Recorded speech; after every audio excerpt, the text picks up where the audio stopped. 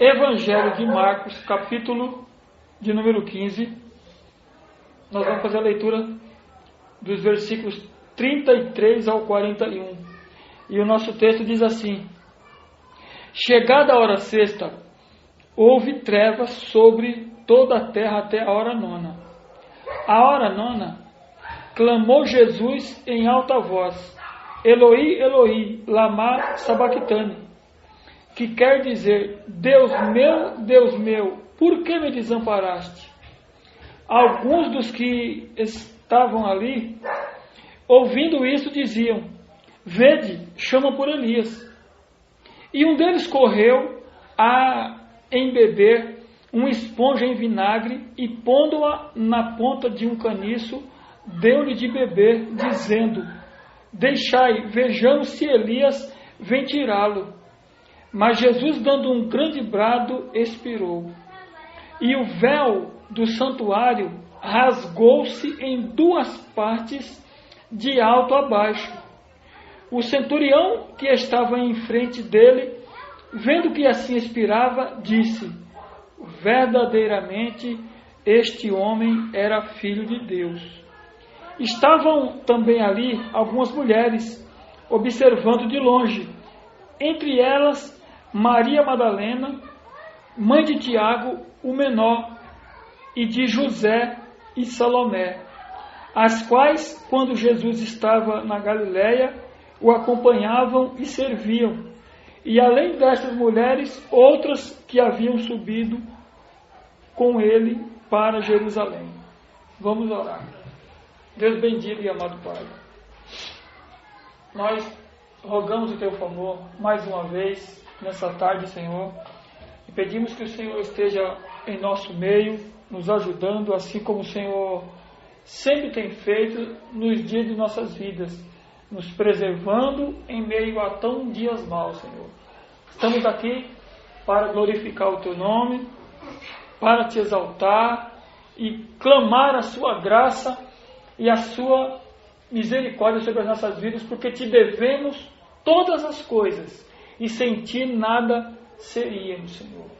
Nós pedimos que o Senhor ajude-nos na compreensão da Sua palavra, Senhor, abrindo a nossa mente, Senhor, dando-nos a compreensão clara, para que possamos, nos nossos dias, funcionar como máquina dirigida por Ti. Ajuda-nos, Pai. Essa é a nossa oração, no nome do Seu Filho amado Jesus Cristo. Amém. Quando chegamos nesse ponto do capítulo 15 do livro de Marcos, chegamos no ponto da crucificação de Jesus. Aqui é um momento crucial, que é um momento que ficou marcado na história e ele jamais será esquecido. Quem nunca ouviu falar do verdadeiro amor de Deus, então não tem ciência desses acontecimentos, desses fatos. Porque Deus, nesse momento aqui, quando Ele abandona Jesus, quando Ele desampara Jesus, Ele está abandonando um filho para salvar os demais. Ele está fazendo com que um só pague um preço altíssimo que os demais futuros filhos não teriam capacidade de pagar de forma alguma. Nesse texto aqui, eu já ouvi muitas pregações, muitos sermões sendo proferidos, e pessoas dizendo que Jesus teve medo aqui, quando ele clama nessa hora e diz: Por que me desamparaste? Eu já vi muita gente sem uma meditação mais esclarecida dizer assim: olha, Jesus aqui, por conta da sua natureza humana, por conta da sua fragilidade, ele temeu, ele teve medo de morrer, de passar pelas dores, por todo o sofrimento, até pediu para que, se possível, fosse passado dele esse cálice.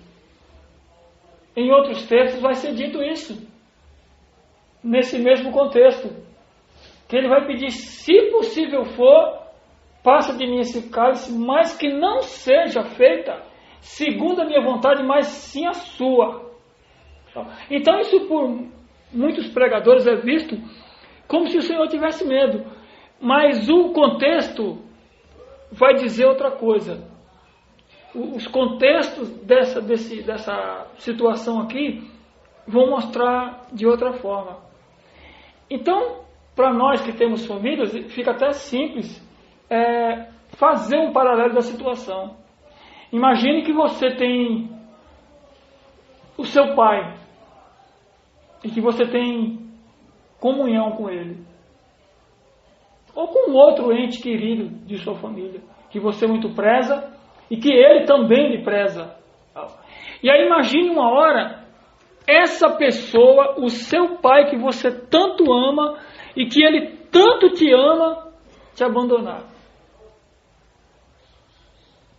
Pense em anos de comunhão e depois ele vê você sofrendo uma coisa terrivelmente grave, a ponto de você chegar à morte e ele virar as costas para essa situação e não tomar atitude nenhuma naquela hora da pior dor, do pior sofrimento. Pense que tipo de sentimento eu e você teríamos em ser abandonados pelo Pai, em você perceber o seu Pai lhe virar as costas em meio ao momento pior, porque Jesus, ele já tinha ciência do que iria acontecer, já era um plano, era um projeto dele vir, e a sua caminhada seria direcionada para a cruz. Nasceu para morrer.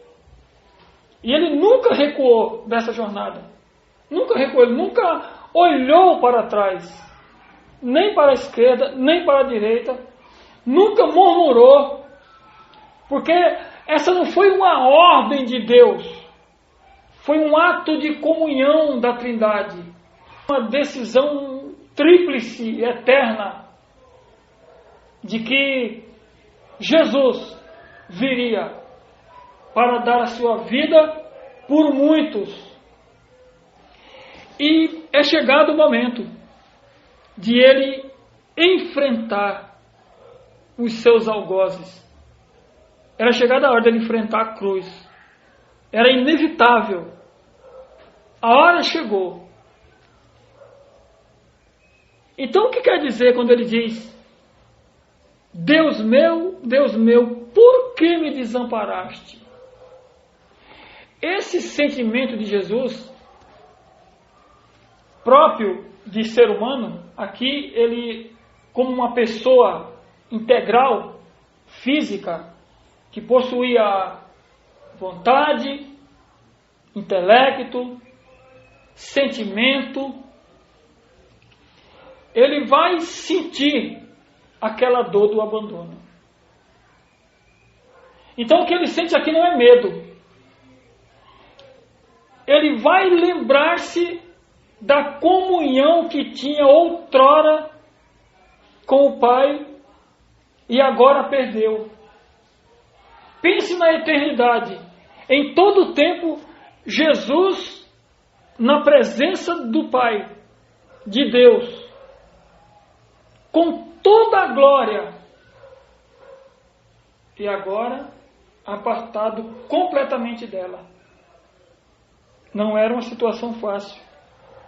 Dê uma olhada comigo em João, capítulo 17, e versículos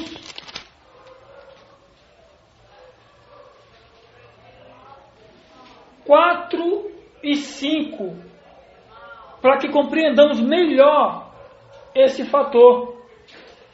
E o texto vai dizer assim, essa é uma fala de Jesus.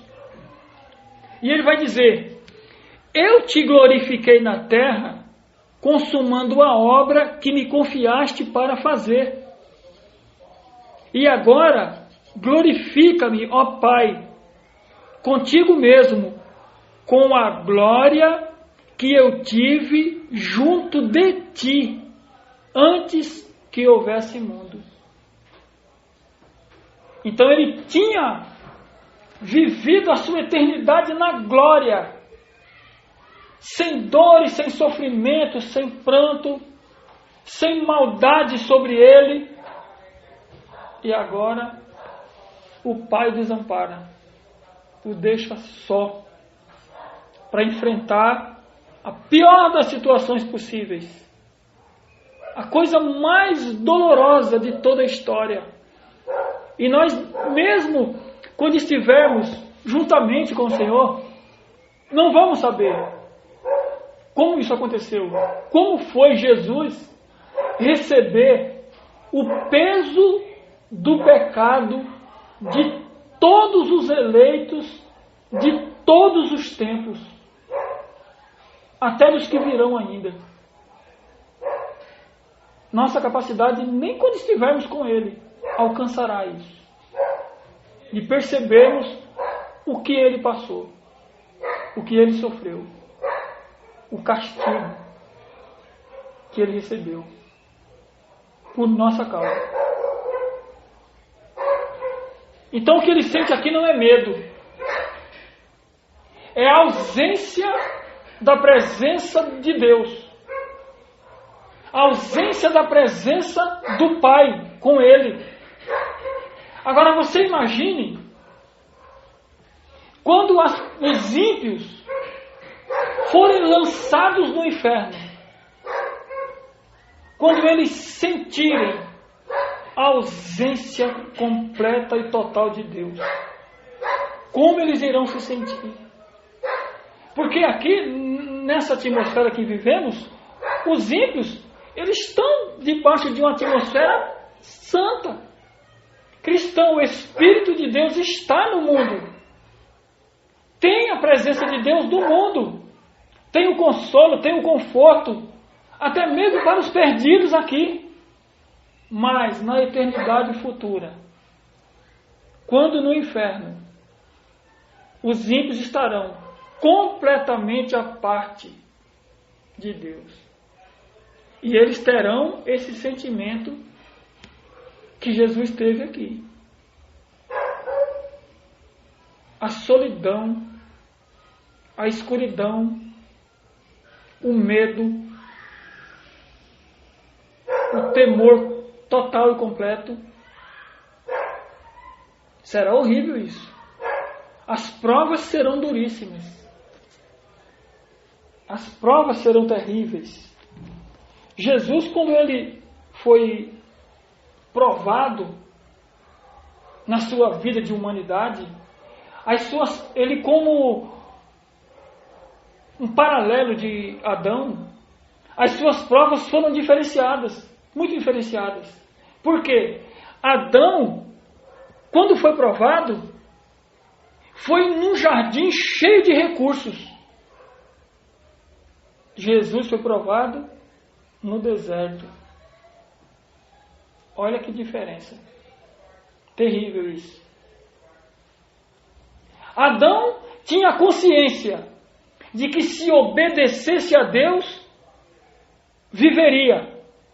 Jesus tinha consciência de que se obedecesse a Deus, morreria. Olhe os parâmetros. Olhe como tem grande diferença das provações que ele passou. Então, é chegado aquele momento dificílimo. No versículo 35, Marcos vai dizer assim: alguns dos que ali estavam ouvindo isso diziam: vede que clama por Elias. Então eram pessoas que estavam tão dispersas, da realidade que nem entendiam a linguagem que Jesus estava usando. E eles não se compadecem porque estão desprovidos da graça e da misericórdia e de verem uma pessoa pregada numa cruz sem dever, sem motivo nenhum, por trás de uma trama da maldade. Eles ainda correm, no versículo 35, e dão-lhe uma esponja com vinagre para que ele beba. Era o cúmulo da maldade. Então Jesus, ele expira. Ele chega ao ponto de não mais suportar e dá o seu grande brado e expirou. Provavelmente, Jesus tenha morrido de ataque cardíaco por conta da perda de muito sangue. Perdeu muito sangue e o seu coração foi se enfraquecendo. Era hemorragia mesmo, ele perdeu. É claro que o Mel Gibson exagerou um pouco, mas ele derramou muito sangue. E naquela hora, no versículo 38 é dito que o véu do santuário rasgou-se em duas partes, de alto a baixo. Olhe que até mesmo nessa hora de grande dor e sofrimento de Jesus, ele estava libertando o homem aqui. Ele estava libertando o homem. Porque os homens, na antiga aliança,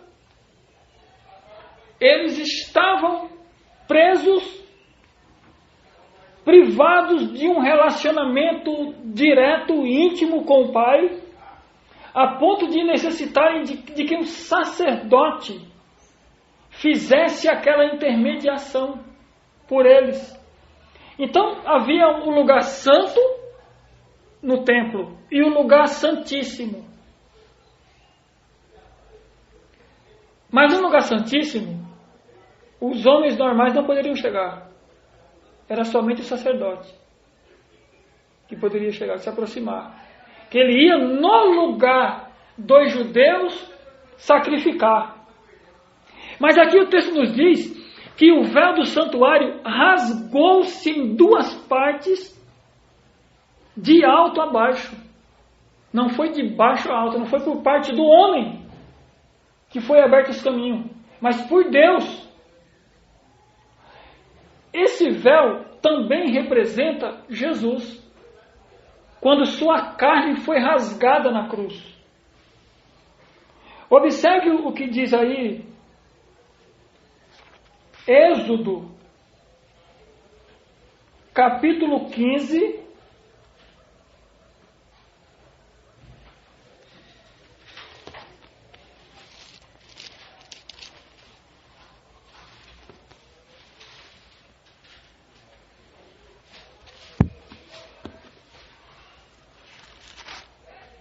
todo mundo encontrou ele?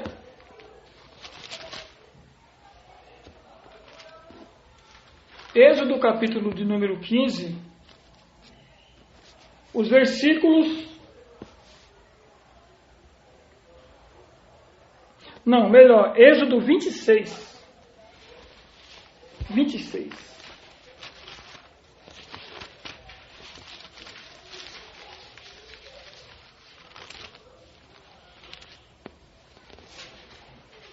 Êxodo 26, eu vou ler os versículos do 31 ao 33.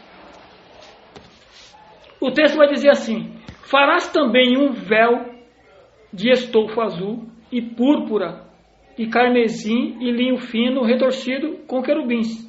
O farás de obra de artista. Suspendê-lo-ás sobre 4 colunas de madeira de acácia, coberta de ouro. Os seus colchetes serão de ouro, sobre 4 bases de prata. Pendurarás o véu debaixo dos colchetes e trarás para lá a arca do testemunho, para dentro do véu. o véu vos fará separação entre o santo lugar e o santo dos santos. Então, essa era a ideia, de quando o véu estivesse sendo rasgado de cima a baixo, então aquela parede de separação estava sendo tirada. Agora, a partir daqui, o homem já não ia mais necessitar de um intermediário. Hoje as pessoas acabam vivendo nessa mesma base, tendo um guru para consultar, tendo um pastor predileto, um profeta predileto, um cantor predileto, e vão vivendo. É aquela pessoa ali que diz por ele. Ele vai consultá-lo. Mas a Bíblia vai reprovar isso. Porque agora você não mais necessita de alguém que vá no seu lugar. Agora, na morte de Jesus, ele te aproxima de Deus. Ele se transforma na ponte. E ele fecha aquela lacuna que havia, aquele espaço que não deixava com que você se aproximasse. Aí o autor aos Hebreus, me acompanhe, também vai falar disso. Hebreus 2.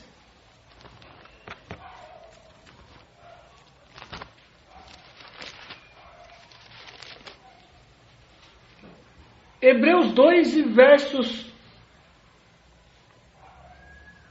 17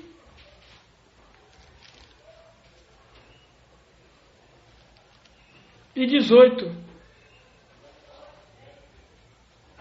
O texto vai dizer: por isso mesmo convinha que em todas as coisas se tornasse semelhante aos irmãos, para ser misericordioso e fiel sumo sacerdote. Agora é só por ele, somente por ele, nas coisas referentes a Deus, para fazer a propiciação pelos pecados do povo. Pois naquilo que ele mesmo sofreu, tendo sido tentado, é poderoso para socorrer os que são tentados. Então, ele é a quem devemos clamar, é a ele a quem devemos recorrer. Também no 4 de Hebreus,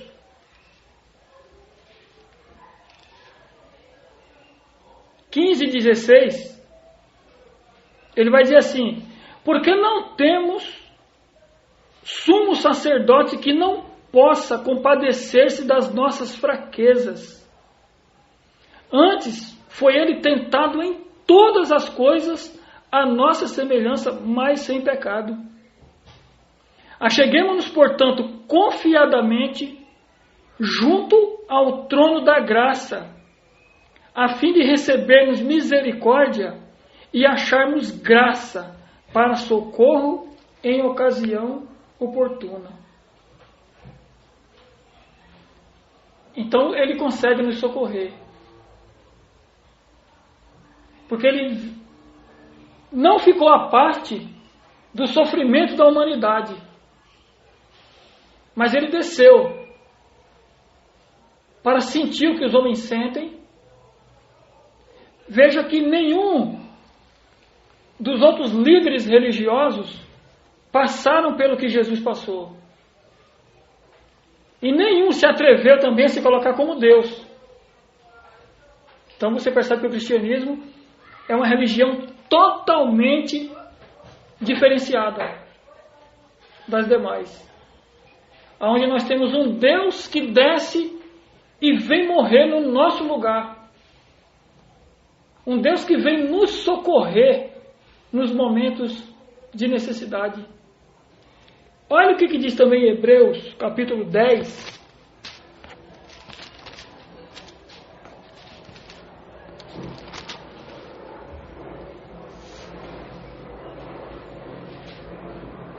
Do 19 ao 22. O texto vai dizer assim: tendo, pois, irmãos, intrepidez para entrar no Santos dos Santos. Olha que interessante. Pelo sangue de Jesus, agora você tem liberdade para entrar. Pelo novo e vivo caminho que Ele nos consagrou pelo véu, isto é, pela sua carne. E tendo grande sacerdote sobre a casa de Deus, aproximemo-nos com sincero coração, em plena certeza de fé, tendo o coração purificado de má consciência e lavado o corpo com água pura. Ele nos abriu um novo e vivo caminho. Agora não necessitamos mais de intermediário, nem de pessoas que intercedam no nosso lugar, porque Ele está intercedendo agora, nesse momento, por nós. Ele está orando para que nós permaneçamos. Tal. Quando nós falamos da perseverança dos santos, não é porque nós, por nosso esforço, por nossa capacidade, por nossa condição de vencer, mas Ele intercede por nós agora. E com base nisso é que nós prevalecemos, é que nós passamos essa situação. Então tem grande significado a morte de Jesus na cruz do Calvário. Claro que para os judeus era uma coisa totalmente inaceitável. Eles não aceitariam de forma nenhuma Jesus se colocar como Deus e, não demorando muito tempo, Ele ser pendurado numa cruz e morrer. Era inaceitável. Mas eles não tinham uma revelação completa, diferente de nós, que hoje temos tudo aqui, patente diante de nós. Palavra de Deus completa. O Novo Testamento explicando a antiga aliança. E as coisas ficando claras e patentes. E nós presenciando os acontecimentos, o cumprimento das profecias de Jesus, dos profetas da antiga aliança. Nós estamos vivendo isso. Coisas que os profetas da antiga aliança não viveram, não presenciaram, não tiveram esse prazer de conhecerem a Jesus. Viveram na esperança da salvação. Muitas coisas que foi profetizada pelos homens de Deus da antiga aliança, eles não viram esses acontecimentos. E nós vivemos essas coisas.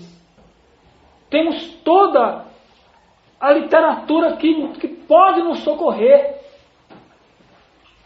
Então, era como se tivéssemos um manual de primeiros socorros, em que podemos recorrer ao próprio homem que escreveu o manual, ao homem que veio e sofreu como nós sofremos, até muito mais, que nós não pagamos pelos pecados de ninguém,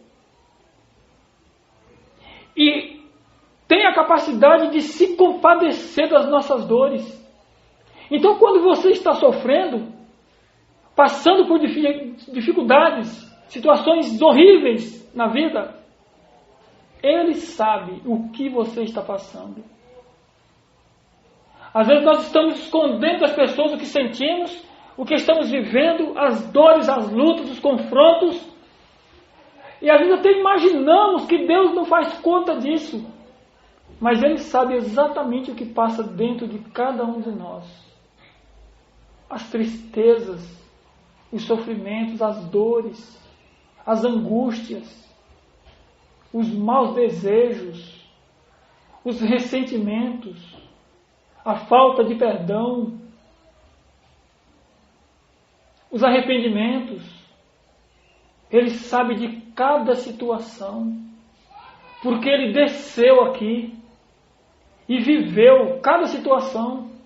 Quando você foi maltratado, lembre-se que Jesus foi mais do que você. Quando você sofre, console-se, sabendo que coisas piores o Senhor Jesus viveu. Situações completamente em âmbito maior. Ele viveu por nossa causa. E não reclamou, não murmurou, não titubeou, não se arrependeu, não teve medo de enfrentar. E sentiu a solidão, sentiu a punição, o peso da mão do Pai sobre ele. Sentiu as dores que eram para nós sentirmos. Toda aquela condenação deveria recair sobre a humanidade pecadora que se rebelou contra Deus.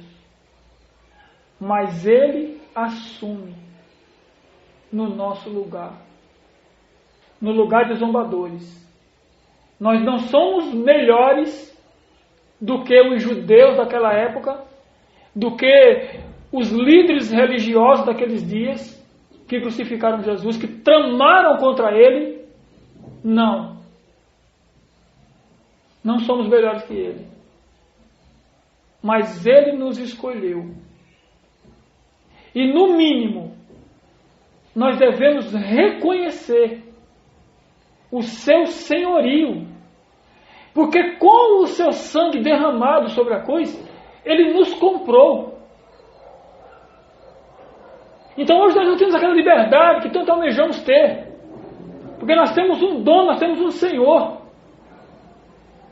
Ele nos conquistou lá na cruz, nos comprou. Era como se ele tivesse ido no mercado, escravo, e lá ele tivesse pago e dito: eu quero aquela quantidade de escravos. E eu vou pagar com a minha vida.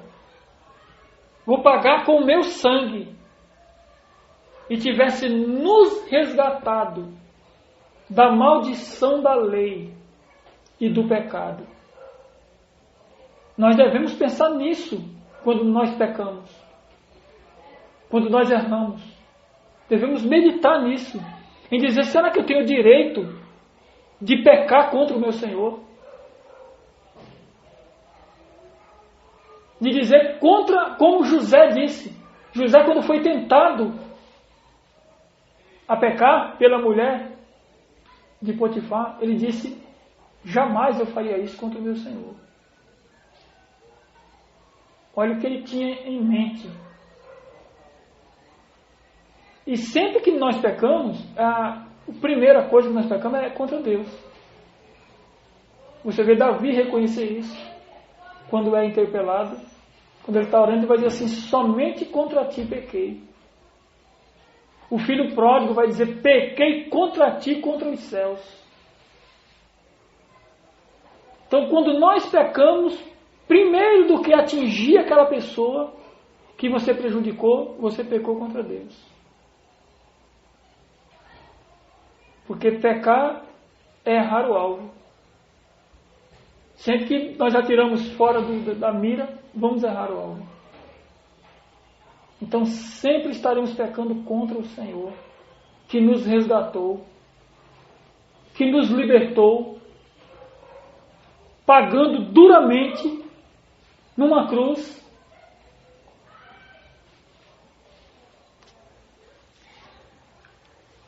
O apóstolo Paulo, quando vai falar da condição de humanidade de Jesus, e ele vai escrever aos Filipenses,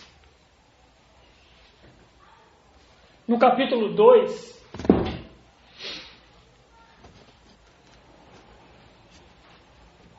e ele vai dizer, a partir do versículo 5, ele vai dizer assim: tem nós o mesmo sentimento que houve também em Cristo Jesus, pois ele, subsistindo em forma de Deus, não julgou como usurpação ser igual a Deus. Antes, a si mesmo se esvaziou, assumindo a forma de servo, tornando-se em semelhança de homens e reconhecido em figura humana. A si mesmo se humilhou, tornando-se obediente até a morte e morte de cruz. Olha que o apóstolo Paulo vai dizer que nós precisamos ter o mesmo sentimento que houve nele.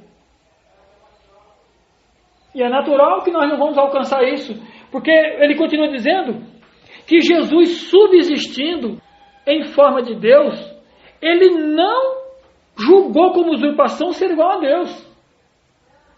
Ele, estando lá na glória, sendo da mesma essência de Deus, sendo Deus, assumiu uma natureza humana, uma forma de homem, e nessa forma, ele não usou por usurpação ser igual a Deus. Ele se diminuiu.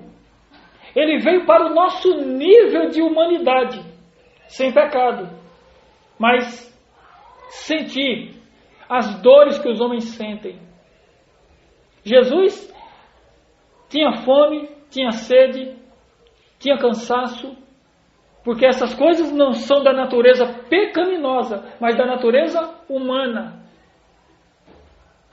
E quando estivermos também na glória, nós vamos ter essas coisas. Fome, sede, cansaço, também. Porque isso faz parte da natureza humana. Jesus sentiu essas coisas. Dores, vamos sentir dor? Vamos sim.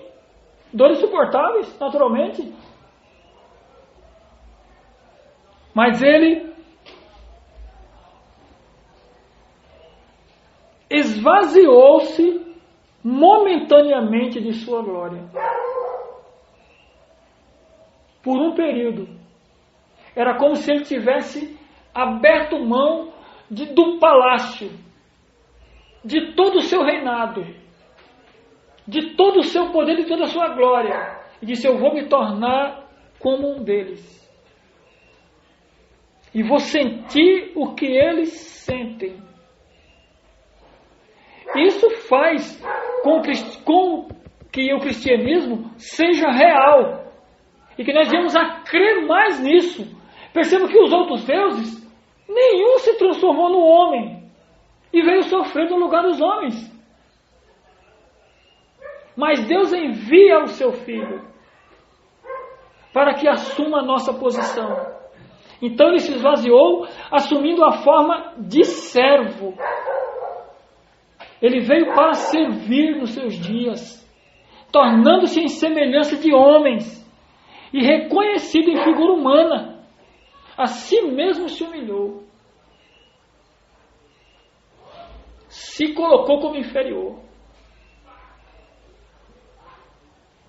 Tornando-se obediente até a morte e morte de cruz. A pior das mortes possíveis. Morte de cruz era a penalidade de morte daquela época. Era como se fosse a cadeira elétrica hoje, ou aquelas injeções letais. Era como se ele fosse o pior dos criminosos e recebesse a pior das punições. E a humanidade, quase que por completo, não se dá conta disso. Não se apercebe disso. E não vê que só nesse homem aqui há esperança. Só nele pode haver salvação. O homem que se mostrou fraco é o mais forte de todos. O homem que veio como servo é o nosso grande Senhor e Salvador. Mas os homens não conseguem ver. E da mesma forma que, como zombaram dele na cruz, muita gente hoje zomba da mesma forma. Quando o estão negando, quando o estão substituindo por outras coisas, quando colocam prioridades na frente do senhorio de Cristo. Mas ele abriu um novo e vivo caminho, abriu um acesso. e nos deixa essa porta aberta para que possamos clamar por socorro, sabendo que Ele conhece as nossas dores e se compadece. Talvez você, por alguém da família ou por alguém da rua, da escola, do trabalho, seja desprezado, negligenciado, mal visto, mas tem uma pessoa que não te vê assim. Jesus vê os seus defeitos, mas Ele também vê o seu ser na integridade. E não faz julgamentos injustos. Ele olha exatamente aquilo que nós somos, porque Ele nos criou. E não acha bem nenhum em cada um de nós. Quando Ele vem morrer na cruz, é simplesmente por amor. É um amor incondicional. É aquele amor que não precisou acontecer nada. É aquele amor que não quer nada em troca. É o amor altruísta. É o amor que nós devemos ter. Veja que em Filipenses 2, os versículos anteriores, o 3 e 4, vai dizer assim: não façais nada por partidarismo ou por vanglória, mas por humildade, considerando cada um os outros superiores a si mesmo. O Senhor não quer que tenhamos exaltação nenhuma. E o 4, não tenha cada um em vista o que é propriamente seu, senão também cada qual o que é dos outros. Jesus não olhou para ele naquele momento. Na hora da cruz, Ele não pensou em recuar, nem dizia assim: eles não merecem, eu não vou passar por isso, eu não vou sofrer isso. Não. Ele teve em vista o que é dos outros e não o que era dele. Ele não olhou para si mesmo. E Paulo diz: tende em vós o mesmo sentimento. Tenha em você o mesmo sentimento. Olhe para a cruz e aprenda com o Mestre Jesus a não reivindicar os seus direitos, porque nós somos mestres nisso, em reivindicarmos que eu tenho direito disso, eu tenho direito daquilo, eu tenho razão aqui, eu tenho razão ali. E a razão, em muitas ocasiões, ela é a primeira filha do diabo. E a principal. Porque tem muita gente que, porque tinha razão, não fala com a mãe há 10 anos. Não, eu tinha razão, então ela que se quiser que fale. E quebra os relacionamentos porque tinha razão. Tinha razão. E Jesus tinha razão também. Mas morreu na cruz do Calvário. No lugar de quem não tinha razão nenhuma. No lugar de quem nada podia. No lugar de quem estava morto e sepultado e cheirando mal. Ele vem e assume o lugar. E coloca o seu sentimento de não usurpar ser igual a Deus. Assume a natureza humana para sofrer e para morrer. E nós devemos reconhecer isso. Que só Ele, nem meu pai, nem a minha mãe e nem de vocês fariam isso. Talvez fizesse por você, por mim, mas não faria por quem está ao nosso redor. Mas Ele fez. Ele se doou. Ele se entregou a si mesmo. E não foi para uma morte comum. Para a pior morte possível da história. A maldade humana total e completa estava sobre Jesus Cristo.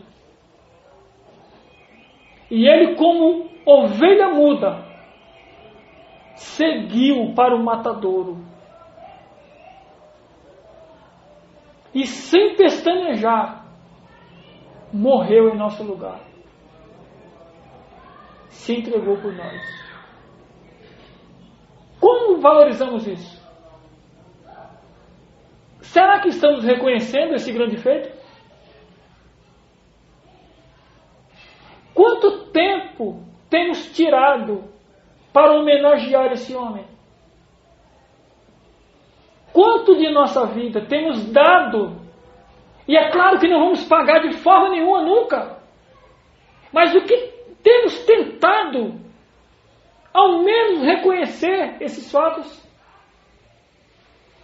O que é que temos feito? Tem uma ocasião em que Jesus fala de uma parábola e ele diz que as pessoas que não têm o que comer, o que beber, o que vestir e que estão presas precisam ser visitadas. E quando nós fazemos isso a um dos pequeninos, nós estamos fazendo a ele. Quando nós estamos agindo para com o nosso próximo, com piedade, com misericórdia, com amor, com a verdade principalmente, nós estamos fazendo isso para ele. Mas às vezes nós nos calamos para sermos politicamente corretos, para não causarmos uma intriga aqui, outra ali, para não desagradar um irmão e outro, para não passarmos por constrangimento, para vivermos rodeados dos falsos irmãos, nós preferimos nos calar. Quando deveríamos falar.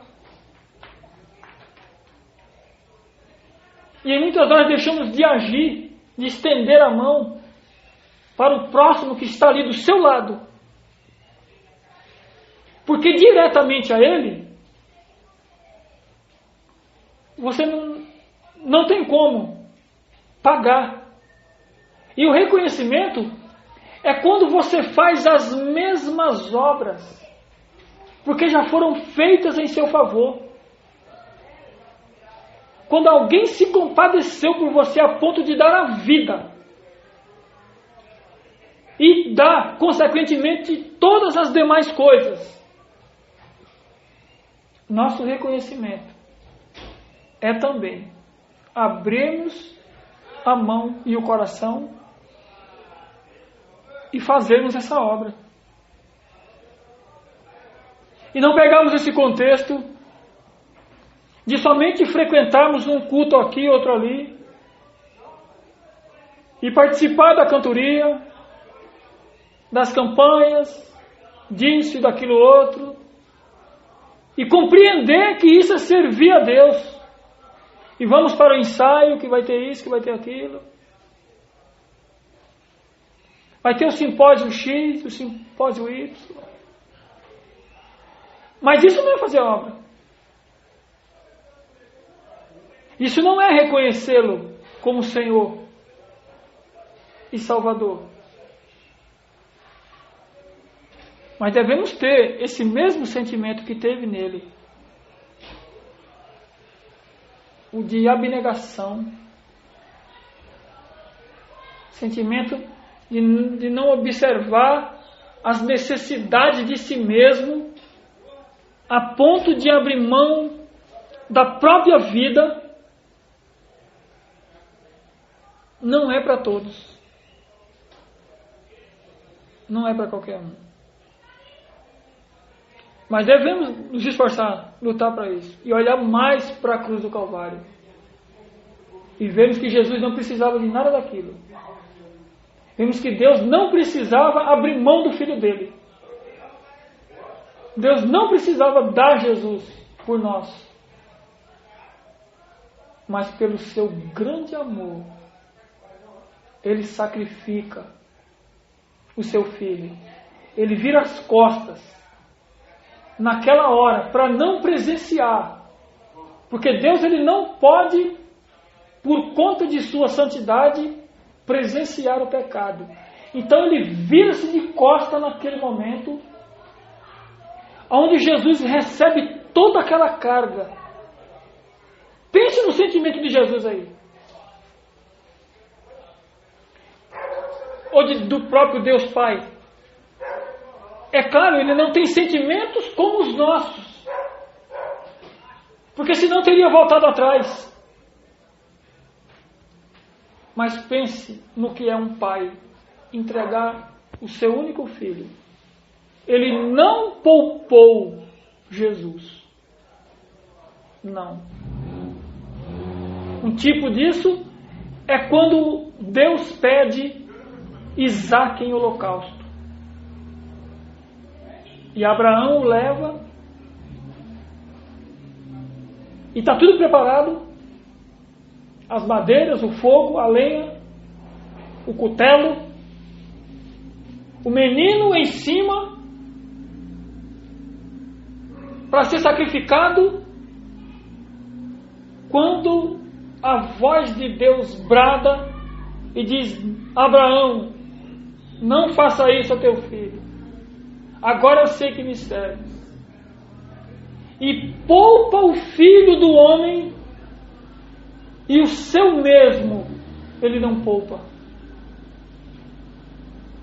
Ele poupa Isaque, mas a Jesus Cristo ele vai até as últimas consequências. E nós precisamos refletir nisso.